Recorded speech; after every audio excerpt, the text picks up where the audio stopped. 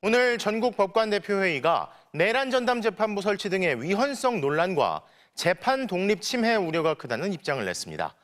두 차례 모여 논의하고도 공식 입장조차 내지 못했던 과거 이재명 대통령 후보자 대법원 판결에 대한 회의 때와는 확연히 다른 모습이었는데요.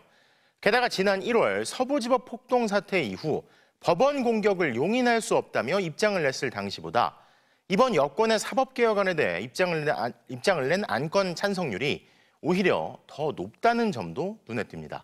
유서영 기자입니다. 각 법원의 판사 대표들이 모인 전국 법관 대표회의가 6시간 만에 내린 결론은 내란 전담재판부 설치에 대한 우려였습니다.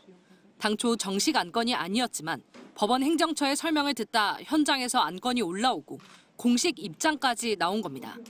의안 1번은 전담재판부에 깊은 우려를 표명한다는 내용만 있었고 의안 2번은 국민의 지대한 관심과 우려에 대한 내용까지 들어있었는데 다수결로 통과된 건 2번이었습니다. 다만 다른 안건 투표에 참여한 법관은 90명 전후였는데 이 안건엔 79명만 참여했습니다.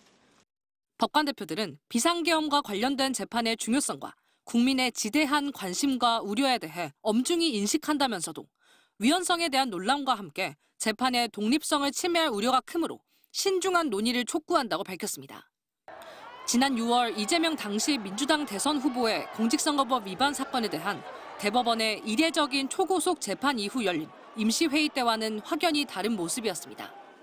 당시만 해도 법관 대표들은 판결에 대한 입장을 내는 것은 재판 독립을 흔들 수 있다며 결국 공식 입장을 내지 못하고 빈손으로 회의를 끝냈습니다. 또한 당시 회의는 온라인으로만 모두 발언조차 없이 진행됐는데 오늘 회의에선 의장이 법원 의견도 존중해달라는 취지의 당부를 남겼습니다. 법관들이 재판에 관한 전문성이나 실무 경험에서 나오는 의견들을 국민들께 상세히 말씀드리는 것 또한 책무라고 생각합니다.